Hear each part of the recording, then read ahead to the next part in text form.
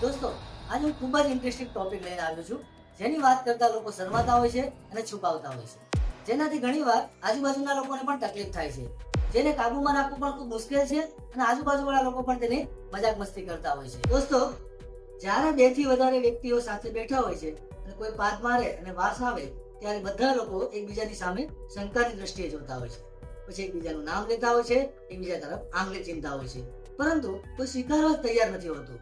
પછી તેને પકડવા માટે છેલ્લે આદા પાદા કોણ પાદા, રામજી કા ઘોડા પાદા આ વાક્ય બોલીને છેલ્લે આ વાક્ય જ્યાં પૂરું થાય તેને બલીનો બકરો બનાવવામાં આવે છે અને તેના નામ પર થપ્પો લગાવવામાં આવે છે. વર્ષોથી ચાલતી આવતી આ મહાન ટેકનિકનો હજી પણ ઉપયોગ કરવામાં આવે છે અને લોકો તેની મજા લેતા હોય છે. હા દોસ્તો, તો હું આજે પેટમાં રહેલ ગેસની વાત કરું છું. તો આ પેટના ગેસના માટે લોકો અવનવા શબ્દોનો ઉપયોગ કરે છે. જેમ કે ગુજરાતીમાં તેના માટે વાછું કે પાદું એવા શબ્દોનો ઉપયોગ થાય છે, હિન્દીમાં પાદ મારનાર કે ગોશ કરનાર એવા શબ્દોનો ઉપયોગ થાય છે, અને ઇંગ્લિશમાં તો તેના માટે કેટલાય શબ્દોનો ઉપયોગ થાય છે, જેમ કે લેટસ, લેટુલન્સ, ફાટ, કોટીબ્લાસ્ટ, બોટમ બોર્બોરિકમસ, ફૂટ, બાર્કિંગ સ્પાઈડર, એર બિસ્કુટ વગેરે જેવા શબ્દોનો ઉપયોગ થાય છે.